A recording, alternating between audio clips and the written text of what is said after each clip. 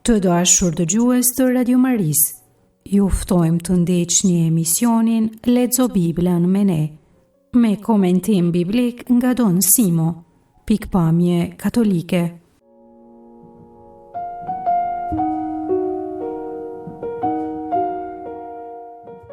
Lexojmë sot librin e 2 të Samuelit, kapitulli 18 deri në 24. Pra, përfundojmë sot leximin e këtij librit. Leximin e tekstit e bën Angelina Makaj nga Lezhë, kurse katekezen Ermelinda Lamen nga Bilishti, famullia e Korçës.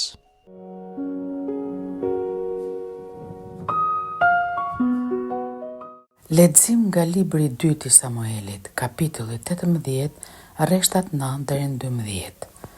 Por ndodhi që Absalomi të takohej me ushtarit e Davidit. Ishte në majt e mushkut.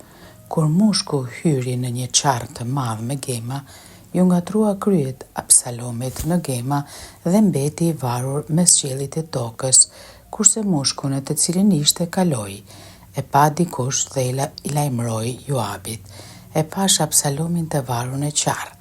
Joabi i tha atij burri që i lajmëroi: "Nëse e pe, pse nuk e mbërtheve për toke? Unë do të t'i jepja 10 sigla të argjend dhe një brez." Ai ju përgjigj Joabit: "Po edhe sikur të mi qitje këtu në shuplak të dorës 1000 sigla të argjend, unë asesi nuk do të çoja dorë mbi djalin e mbretit, sepse me veshët tane kemi dëgjuar kur mbreti të urdhëroi ty, Abisait dhe Etait, marruani kushdo që të takoj djaloshin Absalom."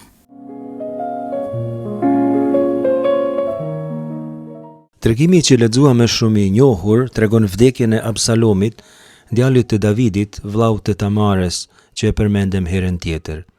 Mundohet Absalomi t'i hakmerret babait, sepse kishte qëndruar inert ndaj keq trajtimit të motrës së tij nga ana e vllait të tyre, të cilin pastaj edhe e kishte vrarë.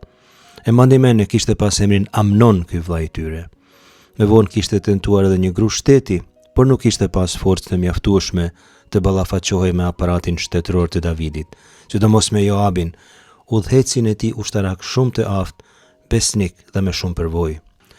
Ushtria e Davidit e kishte rrethuar Absalomin. Davidi kishte qëndruar në Mahanaim, siç tregon libri i 2 i Samuelit, kapitulli 18, rreshtat 3 deri në 4, e kishte zbuluar pozitën e Absalomit dhe e kishte rrethuar duke e ndarë ushtrinë në 3 grupe të ndara, në Joabin, Abishain dhe Itai. Edhe këtu e vren lexuesi. Ai dërgon ushtrinë drejt djalit të vet, por rri larg në Mahanaim, si dikur që qëndronte në Jerusalem kur ja nisi të lashëve të veta me Betsaben. Në heshtje ndenje edhe të rasti Tamares, që aty si të mos ishte. Edhe tani aty është, por në një siguri të veten, larg prej ngjarjeve. Nuk ka kur ajo të marrë mi vete veprime, por i delegon nëpërmjet tjerëve. Ai porosit tek libri i 2 i Samuelit, kapitulli 18, rreshti 5, ushtarët e vet u thot: "Lë atli, lë Naar, lë Avshalom." U thot t'ia ruajnë Absalomin, sepse përveç se patjetër i dhimbej ideali i vet dhe e donte, ndjente në ndërgjegje me siguri një farë përgjegjësie për ngjarjet që kishin ndodhur. Kur gjërat shkojnë mrapsht, është normale. Për gjërat që ndodhin duhet me u përgjegj ai që ka përgjegjësi. Përgjegjësitë duhet me i marr ai që i ka, por Davidi s'merr mi vete asnjë angazhim si po duket. Qëndron larg, nuk flet, ban në vete hidhrime, e mërzi, por nuk ballafaqohet me asnjë prej tyre. Lë atli, lë Naar, lë Avshalom, pra, kështu u thoshte: "Për hatër tim, ose për hir tim, kujdesuni për djaloshin Avshalom, ose ma kujdesni djaloshin Avshalom." Ka shumë mënyra të mundura të përkthehet kjo porosi e Davidit ushtarëve të vet. Por ishte e pamundur me kujdesje për Absalomin. Emri Absalom do të thënë babai im është paqe, Av Shalom, ose paqe, paqja, por Davidi nuk kishte miell në të asnjë farë paqe, përkundrazi kishte dalë dore, ishte i zhytur në mërzinë e vet e në vetminë e vet. Edhe baba, edhe djali me qira fjala. Kishte hyrë e keqja midis vëllezërve e babës dhe kjo kur ndodh është shumë e vështirë të shuhet. Në fakt mërzia më e madhe hyn midis vëllezërve, aty nxehet gjaku më shumë se gjithkund tjetër. Rreshtat që lexuam, pra libri 2 i Samuelit kapitulli 18 rreshtat 9 deri në 12, tregojnë momentin më kulmor të kësaj historie, vdekjen tragjike dhe të pabesueshme të Absalomit. Ai ishte zënë ngusht ndër kodrat e Efraimit, bë Jaar Efraim, siç tregon rreshti 6. Në pyjet e Efraimit, malet e larta të Efraimit, dhe s'kishte mën ka të shkonte në këto kushte, ndoshta ishte akoma në kohë që Absalomi t'i afrohej babs, por nuk e bën këtë. Ta shohim çfarë ndodh. Tregon rreshti 9 se Absalomi takoi gati si rastisht shërbëtorët e Davidit. E gjeti veten përballë tyre, por ishte një takim që nuk e deshi, nuk e kërkoi. Ishte narratisje, por s'kishte nga të shkonte në atë kodër me pak rrugdalje. Ai po ecste në mushk, al-ha-pered në hebraisht. Duke të çuditshme, por mushka konsiderohej si kafsha mbretërore, tregon status mbretëror. Thuhet tek libri i parë i mbretërve kapitulli i parë, rreshta 33, 38, 44, se Solomoni kur bëhej gati për intronizim, ecte në mushkën e Davidit. Absalomi pretendonte pra fronin mbretëror, por mushka u fut në çuba, u fut në deg të një lisit të madh, në një rrjet gemash të dendur, ndoshta e friksuar prej ushtarëve të Davidit. Ky lis kishte formuar një kurth natyrore, në të cilën, siç e tregon teksti me pak ironi, se kryet ju kapne atë pem, va jehezak roshto ba ela në hebraisht. Pema ishte një ela, një farë shelgjeje, që rritet edhe sot në Izrael. Tregimi biblik nuk thot se ju kapen flokt për gema, siç përshkruhet shpesh, edhe pse përmenden flokët e tija të gjata tek libri 2 i Samuelit kapitulli 14 rreshti 26. Ky rresht thot kështu: e kur i qedhte flokët, e i qedhte një herë në vit, sepse i bëheshin tepër të rënd, i peshonte flokët e vet, peshonin 200 sikla të masës së mbretit. Pra kishte flokë shumë dhe shumë të rënd. Jozefi Flavio tek Antiquitates Judaice kapitulli 7, numri 239 thot se ajo kap ndër flokë, por ky ishte një historian që ka jetuar në shekullin e parë pas Krishtit dhe s'ka lidhje me tregimin, edhe pse varianti Jozefit Flavio ka ndikuar një fije me interpretimin e tekstit. Teksti këtu në fakt thot se koka ju kap, khazak në hebraisht për ato gema. Por koka ose flokët pak rëndësi ka, kurth për të bërën ato gjëra me cilat krenohen, flokët, mushku, aspiratet e tija për pushtet, kryet e fort, kryengritja kundër babës së vet. Lavdia e ndruar dhe aspiruar bëhet kurth për Absalomin, sikurse edhe për gjithë tjetër. Duhet të aspirojmë lavdi, kuptohet, por lavdinë e Zotit, ndjekja lëvdatave dhe lavdive njerëzore, sadoqoftë joshse dhe në disa faza premtuese, në fund të fundit e shkatron njeriu një herë për gjithmonë. Ashtu u var Absalomi, thot teksti hebraik, Yutal ben Hashamaim u ven Haaretz, dhe me thonë që varur midis qiellit dhe tokës, sikurse sugjeron folja talla, që dhe me thonë me vjerë, me varë, që këtu e gjem në pual, dhe është një prej formave jo kalimtare të sistemit folior hebraik. Pra, ai u varë. Varja në këtë shelgje prej Absalomit kujton ligjin e Pertrir, kapitulli 21, rreshtat 22-23. Këto rreshta thonë kështu: kur do kush bën ndonjë mëkat për të cilin meriton dënimin me vdekje dhe vritet me varjen e dru, let mos lihet kufoma e tij në dru, por po atë ditë le të varroset, sepse i varuri është mallkimi i Zotit. Mos e bëjte papastër tokën që Zoti hyjët ka për ta dhënë për pronë. Është varja në dru shenjë e mallkimit absolut, pra është një mënyrë me theksu përfundimin më tragjik të mundur të personit të varur midis qiellit dhe tokës. Me shumë pietet kujtojmë sot ata persona që kanë bërë vetvrasje të tillë, si edhe familjet e tyre. Është shumë tragjike, është shumë e rëndë. Askush kush e bën një gjë të tillë nuk e bën për qejf, por duhet theksuar se kjo nuk është një zgjidhje e problemeve. Kushdo që ka si mendimesh duhet me i bashkënda me persona të përgatitur për atë bisedë, por ju e kuptoni kush është i varuri më i mallkuar, ai që është varur në kryq, ai që ka vdekur si më i mallkuari, por që me atë vdekje e ringjallje ja ka sjell bekimin botës, ja ka sjell jetën botës. Absalomin e tradhtoi mushka, ajo kaloi përtej, avar në hebraisht, mushka e kaloi kufinin, por ai mbeti aty. Me kalimin e asaj mushke u fiken të gjitha ëndrat e Absalomit për nderime mbretërore, për pushtet, por tragjikisht bashkë me ëndrat e tija të mëdha u fik edhe krejt jeta e tij. Kur ushtarët e lajmëruan Joabin se e kanë parë Absalomin të varur në lis, Joabi u përgjigj në një formë një fije të papritur. Ai u bën dy pyetje. Pyetja parë që u bën është kjo: ma dua lo hik kito sham arca, pse se hodhe aty për tokë?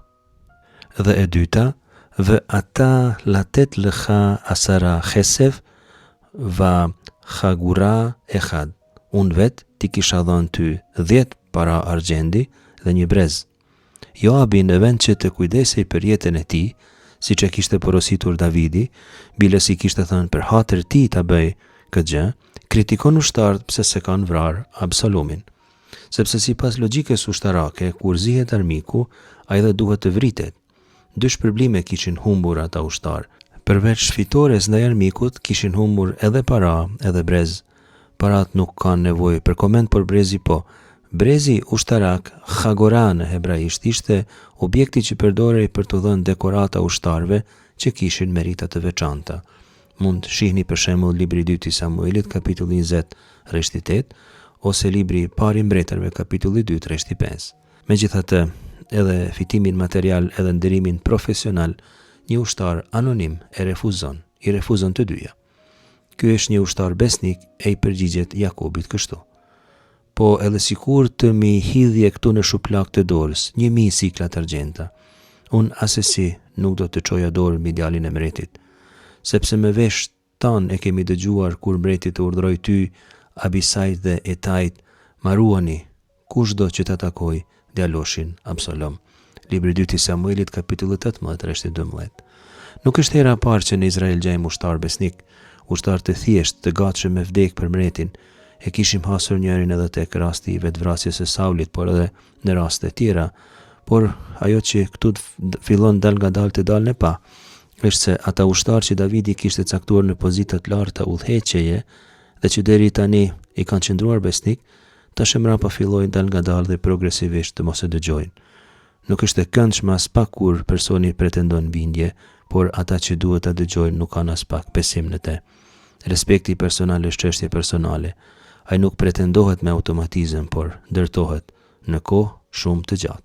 Çfarë mësimesh teologjike e morale mund të mësojmë prej këtij tregimi? Së pari, po e them me shprehjen e popullit ton, mendja madhe e zezat Zot. Absalomi u rebelua dhe ishte i bukur. Ku e mori ai forcën ushtarake të bëj ball aparatit ushtarak të Davidit? Askund. Ai i bukur i kishte flokë të mëdhej. Këto flokë që trajtoheshin si shej i bukurisë së tij bën shenja evidente e humbjes së tij. Bukuria Absalomin e le ben Hashamaim u ven Haaretz, midis qiellit e tokës. Ky është një mësim i qartë për ata që mendojnë se janë të bukur dhe që ndërtojnë histori në atë bukuri. Këta janë pikrisht midis qiellit dhe tokës. Nuk janë në qiell sepse do punë të arritën nivele qiellore, duhen merita, duhen vite, don kohë, don dije, aftësi e tjera. Nuk janë as në tokë sepse e kanë mendjen e rritur. Në momentin e parë që dalin para një provimi, mbesin si peshku në zallë, sepse ajo në çka kaq shumë po shpresonin nuk është më në gjendje t'u ndihmojë. Së dyti bën përshtypje integriteti moral i ushtarit anonim. Ky bëhet protagonisti moral i skenës, pra ai refuzon para, refuzon shpërblim, refuzon urdhrin e prorit, jo nga frika, por nga besnikëria ndaj fjalës së dëgjuar drejt për drejt nga mbreti. Ky është modeli moral tipik i tregimeve biblike. Shumë shpesh integriteti i spikatur zbulohet jo te figurat e mëdha me pushtet e gjëra tjera, por te personazhet pa emër, sepse emri nuk dërtohet asesi tjetër përpos se me integritet të thellë njerëzore personal.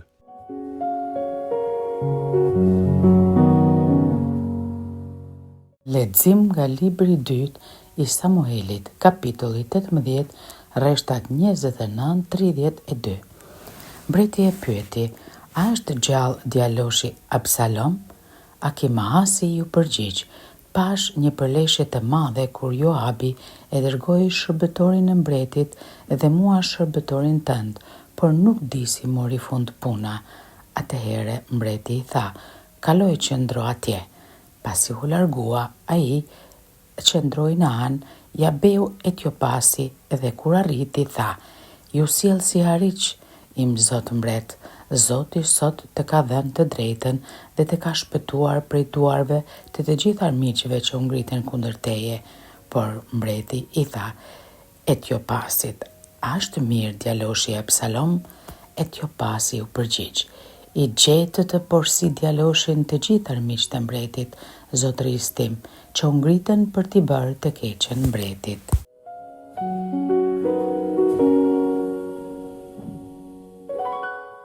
Pjesa që lexuami përket gjinisë letrare lajmërim, skena tregon se si e lajmëruan Davidin për vdekjen e këtij djaloshi, një fije të humbur që kishte. Pasi që Absalomi vdiq, nisen drejt Davidit dy lajmtar. Njëri kishte emrin Ahimaaz, pra ishte hebre, dhe i dyti karakterizohet si Hakushi, pra një kushit, ndoshta ky i dyti ushtar me priardhje prej Egjiptit, prej zonave të Kush në Egjipt, nisen drejt Mahanaim me shpresë ta gëzojnë mbretin me lajmin e fitores. Por ky nuk që lajm gëzimi patjetër. Për popullin po, për Davidin personalisht jo. Ahimaaz mrini pari. Kushiti pas tij. Davidi po priste Al-Gag Hasha'ar në hebraisht, në kulm të portës. E mani men fjalën Gag prej mësimit të kaluar. Ai kishte pas dal tek Gag i pallatit mbretëror dhe prej atje kishte parë dhe kishte lakmuar Betsaben. Këtu del në Gag përsëri, pra në kulm, me shpresë se do të marrë ndonjë lajm të mirë për djalin. Autori dëshiron të qortojë se keqja merr me vete të keqen dhe herët ose vonë njeriu pendohen për të keqen e bërë.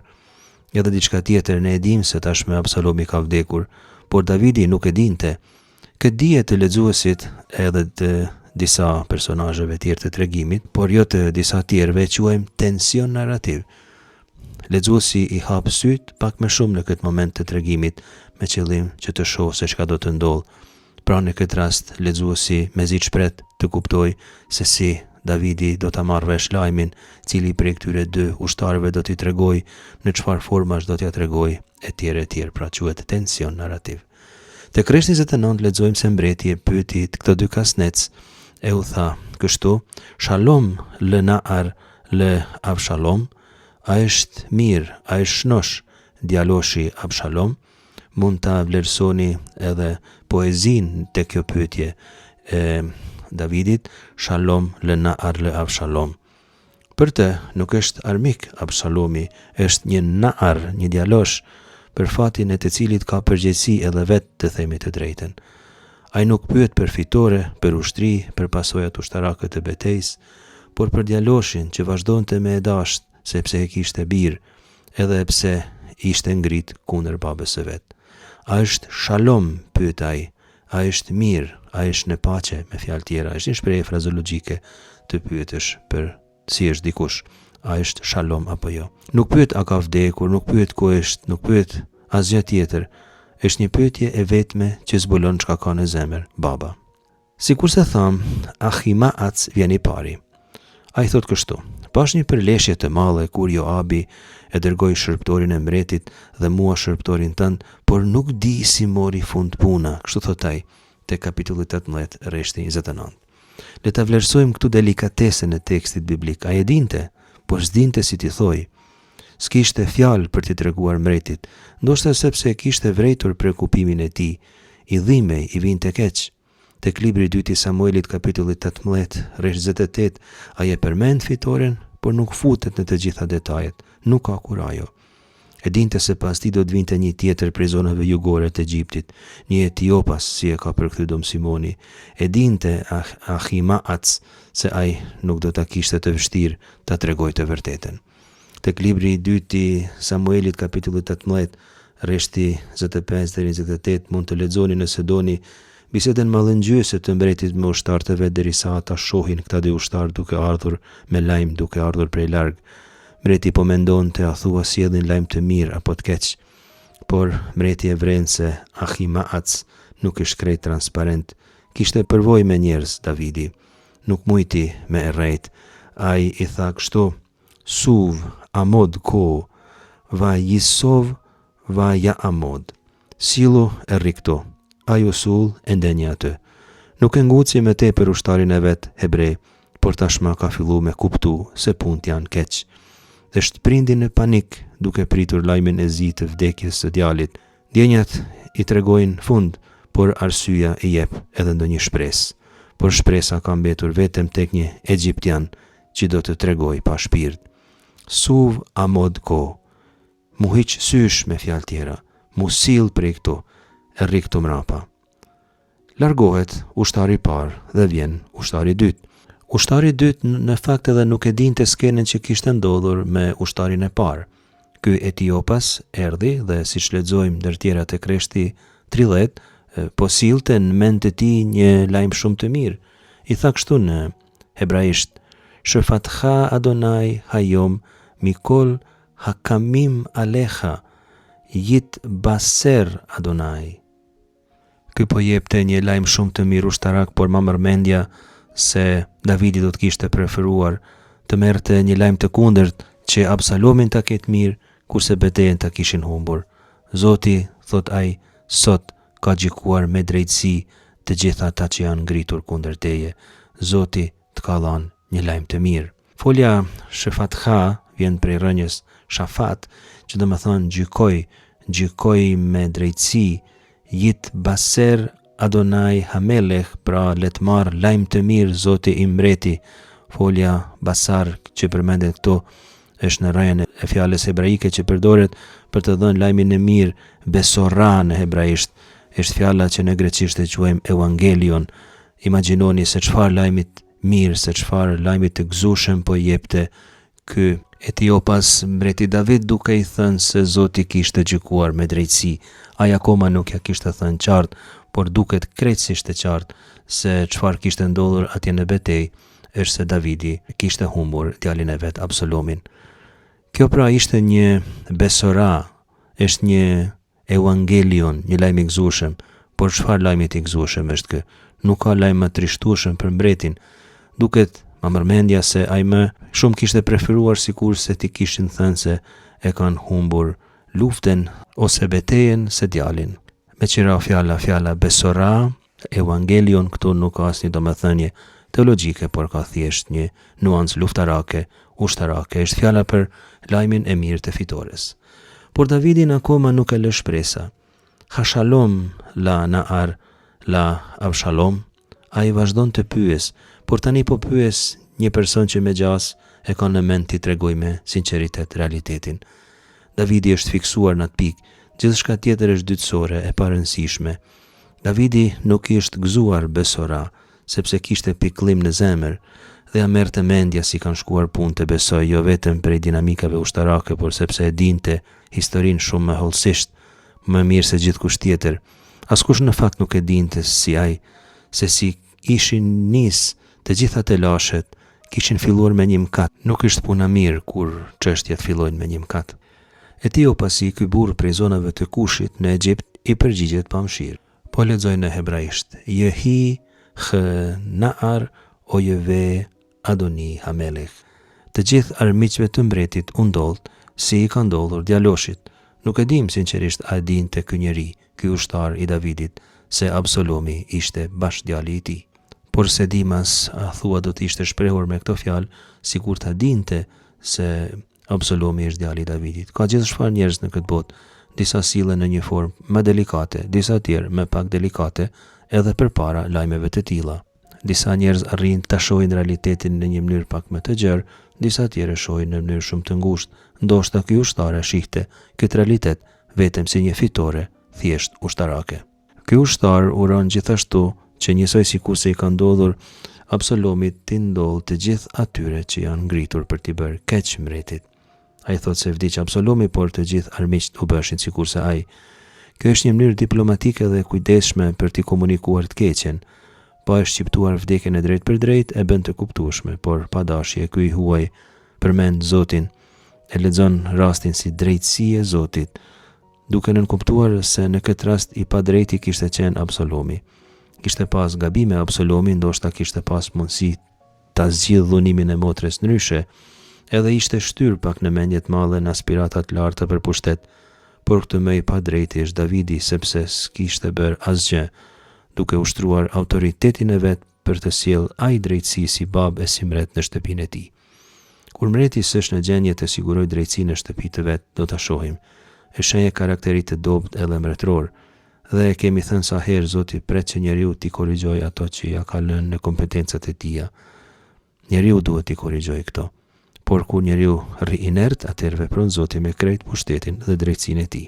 Kur i dëgjoi këto fjalë, Davidi filloi ta çajë Absalomin. Folja e parë që përmendet është ragaz, në hebraisht vajirgaz hamelech. Folja ragaz dhe me thonë me u trondit, me u shqetësu thellë. Sipas Psalmit 77, rreshti 19, kështu drillet toka, sidomos nga prania e Zotit. Libri i Daljes kapitulli 15, rreshti 14, gjithashtu thot njëjtën gjë. Për të ishte si të ishte drillur bota kur e mori këtë lajm. Shënimi tjetër i autorit është prekës. Davidi, thot teksti hebrait, vaja'al, ungjit, al-alit hasha'ar, në dhomën përmbi port. Jepet ideja se lexuesi e di cila është ajo dhomë, ose të paktën autori po. U tërhoq në vetmi Davidi, u izolua ndenjë vetëm për të qarë. Ai largon vajin nga syri publik, mbreti nuk do të çajë para ushtarëve, por siç thot autori, vajavk, çau. Me kaq ai e shpjegon veprimtarinë e tij në dhomë përmbi derë. Është folje e thjesht e saktë, shpreh krejt botën e brendshme të mbretit. O djali jem Absalom, o djali jem Absalom. Bëni Avshalom, bëni vëni Avshalom në hebraisht. Kështu ankoi Davidi pa shumë arsyetime, por me shumë dhimbje, e si ndodh në këtë rast me shumë kujtime. Disa autor thonë se ky vaj është një litani e dhimbjes, i ka vdekur djali, të cilin e thret bëni në hebraisht djali im. Kështu bëhen vajtimet në Bibël zakonisht duke përsëritur emrin 2 herë. Nuk ka fjalë tjera dhimbja, pos emrit të vdekurit, e shumë kujtime. Ankimet e fundit të mbretit janë më prekse, po lexoj një herë hebraisht, pastaj po kthej në shqip. Është një shprehje frazologjike që zakonisht përkthehet me të drejtë o sikur të kisha vdekur unë në vendin tim. Në hebraisht tingëllon kështu: mi jeten muti ani tahteha, kush po ma jep mua vdekjen time në vendin tënd. I thot djalit të vdekur që akoma se kishte parë se në çform ishte bjerë, se kishte pas vullnet të kishte vdek ai në vendin e tij. Davidi nuk shpreh pikëllim, ai shpreh dëshirën e dëshpëruar të shkëmbehet me Absalomin. Si përmbledhje e themi së pari se gjejmë këtu dy mënyra të treguarit të lajmit të keq, njëra më diplomatike ose politike, kurse tjetra më drejt për drejt. Për fat keq të dy janë të tmerrshme, s'ka gjë më të tmerrshme se të përcillet një lajm kaq i keq. Së dyti përpara kësaj humbje dhe dhimbje, Davidi harroi të gjitha, e harroi betejën, e harroi politikën, bile ai e kishte fituar betejën, por kjo betejë nuk i ka dhënë asnjë gëzim, asnjë vlerë s'kishte për të. Para jetës dhe vdekjes bien në tokë të gjitha gradat. Thonë se i shnoshi ka shumë probleme, kurse ai që shef vdekjen me sy, ka vetëm një, të jetoj. Së treti, duke qenë se bëjmë lexim katolik shkrimit shenjtë dhe jo thjesht egzegetik, duhet të themi se Davidi nuk ka arritur të vdesë në vend të djalit, nuk i është plotësuar kjo dëshirë, por një pas arsit e tij po. Jezusi ka vdekur në vendin e tjerëve, dhe duke vdekur ai dhe duke e mundur vdekjen, ja ka bërë të pamundur vdekjes të na marrë neve siç e ka marrë Absalomin. Vdekja jon është për jetën e pasosur, krejt sikurse vdekja e Krishtit dhe pikërisht fal saj.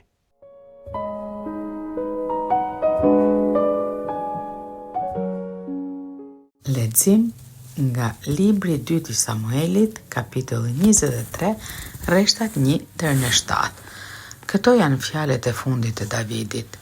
Fjala e Davidit, birit e Isait, fjalët e burrit që qelarsuar shumë, të shuguruarit të hyjut të Jakobit, këngëtarit të ëmbël të Izraelit. Në për mua flet shpirti i Zotit, fjala e tij përmbi gjuhën time. Foli hyj Izraelit me thaqeta e Izraelit. Kush i sundon njerëzit me drejtësi, kush sundon me frikën e hyjut, është si drita e agimit sapo të ketë lindur dielli. Në mëngjes, kur re nuk ka, që bën të xixëlloj pas shiut barin që nga toka mbien. Pse as është e tillë shtëpia ime me hyjun? Një beslidhje të amshueshme ai lidhi me mua, krejt në rregull e pik për pik të forcuar. Pse as do të bëj të ngalliti tërë shpëtimi im, çdo gjë e dëshirueshme, kurse bakçit të gjithë janë të përbuzur, por si ferrat që skapen me dorë. Kush i prek, për dorë hekur ose dorezën e heshtes, dhe kritësisht digjen në zjarr.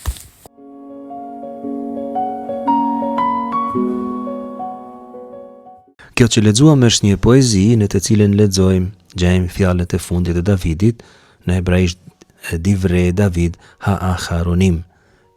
Tregimi fillon me fjalën klasike profetike në që zakonisht përkthehet sikurse fjalë, sikurse vullnet, dhe zakonisht profetet e përdorin me shprehjen në Adonai, fjala e Zotit. Për shembull, e gjejmë te Isaia kapitulli 24, Jeremia kapitulli 8, Ezekieli kapitulli 2, rreshti 4 e shumë raste tjera.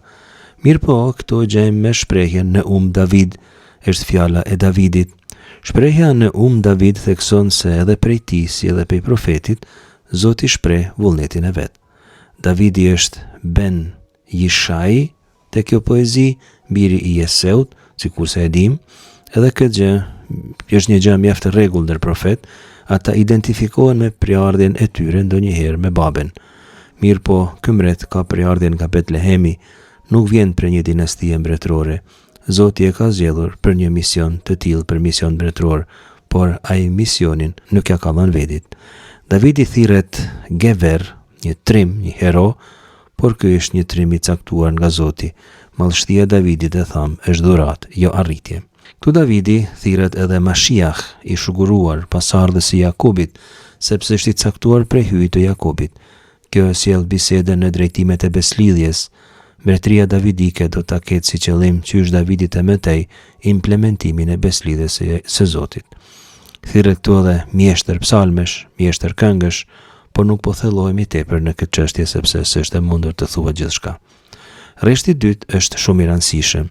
Ai thotë se Ruach Adonai diber bi u milto al lishono. Shpirti i Zotit më ka folur dhe fjala e tij është në gjuhën time. Ky është një përkthim im sa më i thjeshtë prej hebraishtes, gjithsesi është pak a shumë bekimi i Davidit, bekimi i të shuguruarit. Profeti një herë dëgjon fjalën e Zotit që i flet dhe pastaj ajo fjalë ja mush gojen, ja mush gjuhën dhe i frymzuari kur flet vetëm fjalën e Zotit. Fjala e Zotit është në gojen e tij, në gjuhën e tij. Kjo është një hermeneutik shumë e rëndësishme në aspektin pneumatologjik. Për të shprehur i frymzuar prej shpirtit shejt, ka nevojë që një herë njeriu me pranu shpirtin shejt. Me fjalë pak më teknike mund të themi se Davidi është kanal, jo burim i shpirtit shejt. Tek rreshti 3 gjejmë dy tituj hyjnor teologjik të rëndësishëm: Cur Israel, shkëmbi i Izraelit, dhe Elohe Izrael, hyj i Izraelit. Fjala cur, shkëmb, është një metafore e qëndrueshmërisë, e mbrojtjes, e besueshmërisë absolute. Tek ligji për trirë, kapitulli 32 rreshti 4, thuhet se Zoti është shkëmbi, gjithashtu edhe te Psalmi 18 rreshti 3, Zoti është shkëmbi im. Këto dy emra së bashku formojnë imazhin e Zotit që është njëkohësisht i afërt, por edhe i largët, i pandryshueshëm, edhe transcendent, edhe imanent. Zoti, jo mreti, ai sundon njerëzit me drejtësi, sundon me frikën e Zotit. Poeti pra përmend fjalën Cadik, Zoti është i drejtë, që thekson drejtësinë e beslidhjes. Është e veçantë kjo lloj drejtësie sepse nuk është njerëzore. Bulli i drejtë është mreti, të paktën mundohet të jetë, por i shuguruari i Izraelit ka tashmë kushtetutën që duhet ta ndjek. Nuk do të ndjek një të veten. Ai do të veprojë me Yirat Elohim, me frikën e Zotit. Frika e Zotit sipas fjalëve të Urta kapitulli 9 rreshti 10 është baza e etikës, është në thelbin e asaj se si duhet të sillet njeriu. Mreti sundon me frikën e Zotit, jo i shtyr prej elementeve njerëzore. Juftoj që rreshtat tjerë, libri i 2 i Samuelit kapitulli 23 rreshtat 4 deri në 7 i lexoni vet, sepse nuk kam dëshirë që ky mësim të shkojë tepër gjatë. Mund të interpretohen edhe në vazhdën e këtyre 3 që komentuam shkurtimisht. Në thelb mund të themi se askush mbi tokë nuk zaventësohet me Zotin, por prej tij e merr shërbesen dhe atij i shërben në botë, duke u nisur prej më të parit, mbretit.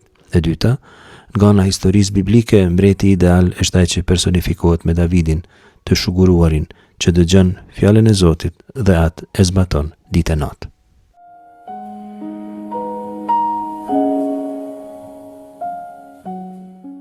Në këto kapituj, mbreti David porosit prjesit e luftës, Joabin, Abishain, Itagitin, që të trajtojnë me butësi Absalomin, djalin e tij. Për hatër të mbretit, ata urdhëruan të mos i bënin keq Absalomit, por edhe pse i urdhëruar, Joabi ishte i gatshëm të paguante 10 monedha argjendi dhe një bres ushtarit i cili i solli lajmin se Absalomi gjendej akoma i gjallë, i varur në një lis. Pasi pas se edhe ushtari nuk dëshironte t'i bënte keq Absalomit, Joabi merr trishtiza dhe me një togë ushtarësh vret Absalomin. Të gjithë mbështetësit e Absalomit janë mbathin. Joabi jep urdhër që ushtria e tij të mos sulmoj popullin e Izraelit.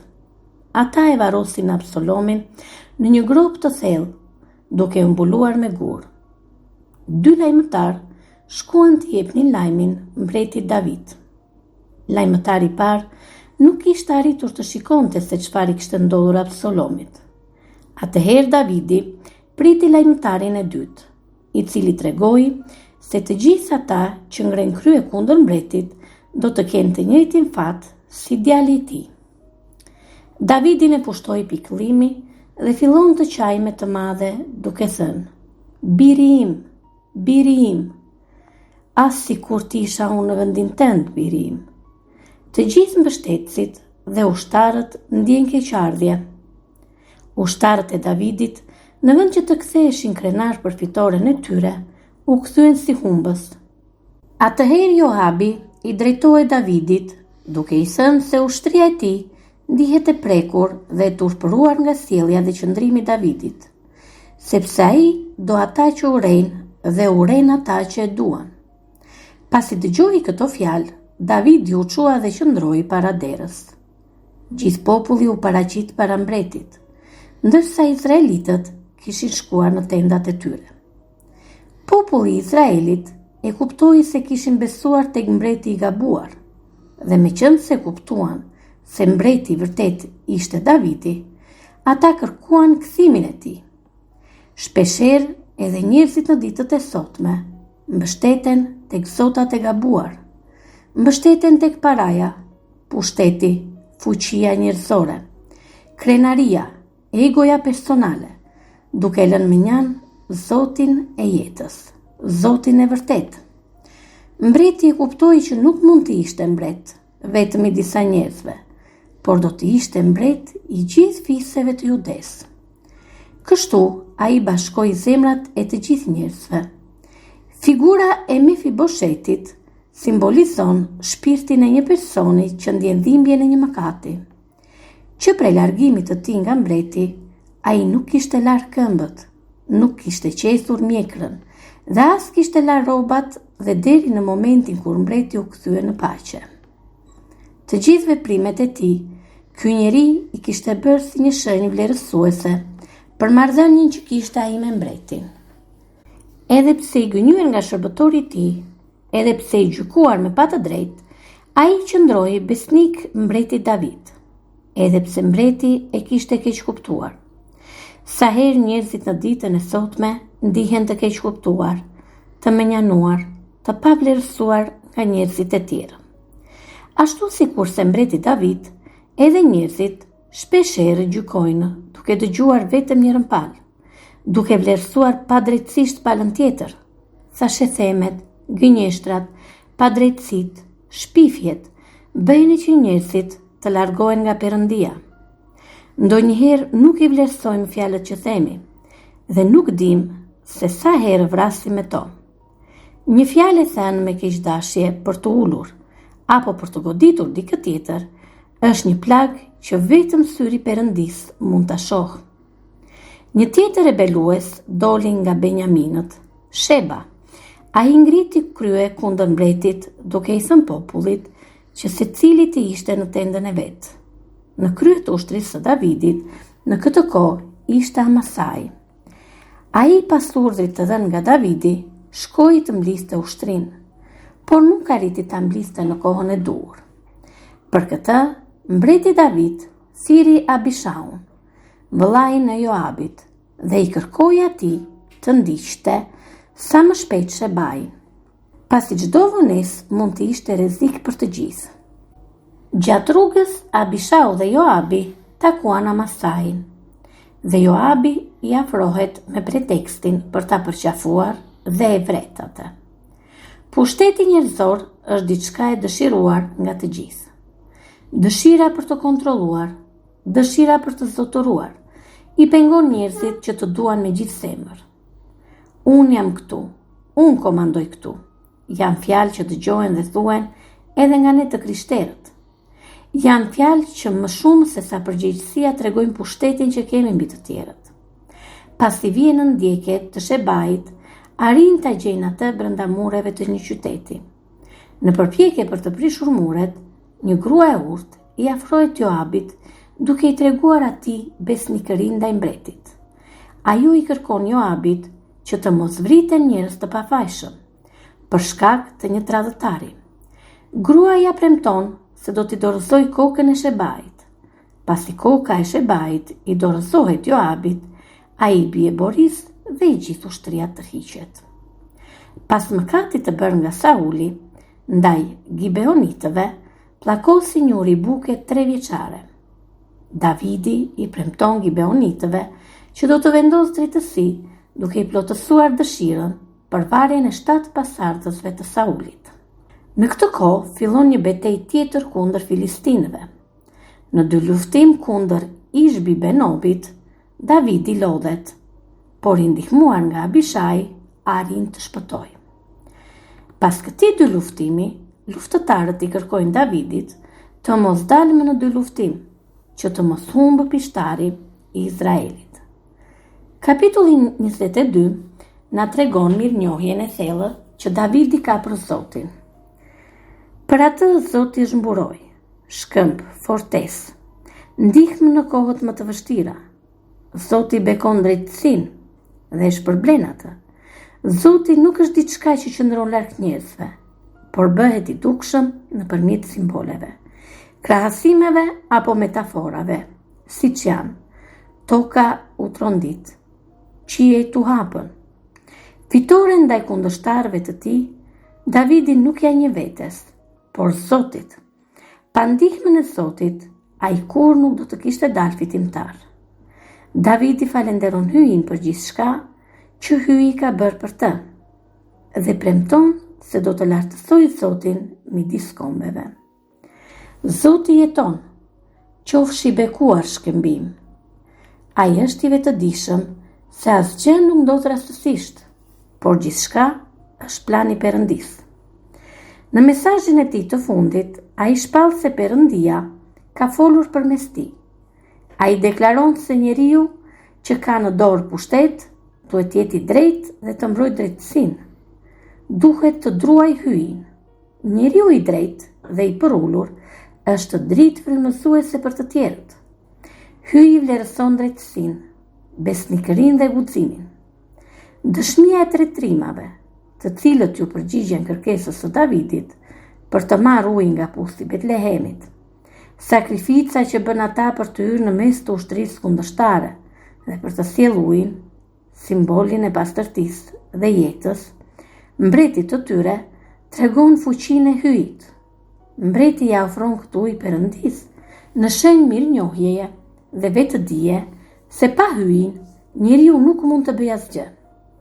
Veprimi i mbretit David, duke derdhur ujin si ofertë për Perëndin, tregon se rreziku ishte aq i madh, por ishte Zoti ai që bëri të mundur marrjen e këtij uji. Kapitulli 23 mbyllet me emrat e trimave të Davidit dhe bëmat e tyre. Tregon luftrat që këta trimat bën, duke i mundur kundërshtarët me ndihmën e Perëndisë. Edhe pse nga ana njerëzore, fitoria do të ishte e pamundur. Kundërshtimi të Joabit për të mos bërë regjistrimin e popullsisë, mbreti David nuk mund t'i bindej. Krenaria e të qenurit mbret, por mbi të gjitha njeri e shtyn atë që të urdhëroi Joabin që regjistrimi të bëhet me domosdoshmëri. Tundimi i pushtetit dhe mbështetja tek numri i njerëzve që mund të luftonin, krenaria e mbështetjes tek fuqia njerëzore hidhëron Zotin. Davidi e kupton mëkatin e madh që kishte bërë, duke mos besuar në fuqinë e hyjit dhe i kërkon hyjit falje. Atëherë, Zoti i dërgon falje Davidit nëpërmjet profetit Gad, duke i dhënë 3 alternativa: 7 vite zdibuke, 3 muaj arati dhe për ndjekje nga armiqtë e tij, ose 3 ditë murtaje në vendin e tij. Zgjedhjen Davidi ja la Zotit në dorë, dhe Zoti i dha 3 ditë murtaj. Pas 3 ditësh murtaje, Zoti urdhëroi angjëllin shkatërimtar të ndalonte, dhe ai ndaloi në lëmin Aranjah. Gati shkoi te Davidi dhe i tha: "Shko e ngrij Zotit një altar në lëmin Aranjah." Davidi shkoi sipas fjalës së Zotit. Vendi ku ndërtua altari ishte në lëmin e Aranjahut, vendi ku dora e Perëndis ishte e dukshme. Aranjahu, pasi mëson për çfarë do të ngrihej altari, dëshiroi t'ia falte lëmin dhe flit e shkrumbimit pa pagesë. Por mbreti David nuk pranoi. Çdo mëkat ka pasojat e veta, ka dhe një çmim që duhet paguar. Mëkati trazon shpirtrat, mendjet dhe zemrat njerëzore. Të krishterët duhet të bëhen dritë, si agimi i mëngjesit në qiellin pare. Hyi kërkon njerëz të vërtetë, njerëz që nuk përfitojnë nga pushteti i tyre, por njerëz që i shndrojnë besnik fjalëve të tij, gjesteve të tij, dashurisë së tij. Dashuria e vërtet nuk zhduket, por gjen gjithmonë një mënyrë për të qëndruar. Dashuria e hyjit qëndron mbi mëkatin. Ajo çka kërkon hyi nga ne është të mos harojmë kujt i përkasim dhe të bëhemi dëshmitar të tij besnik në ditët e sotme. Mendoni pak, sa bukur është që njerëzit që na rrethojnë do të njohin hyin nëpërmjet mënyrës sonë të folurit, të dëgjuarit, të dashuruarit dhe të jetuarit. Të bëhemi dëshmitar të Krishtit të gjallë që jeton me ne.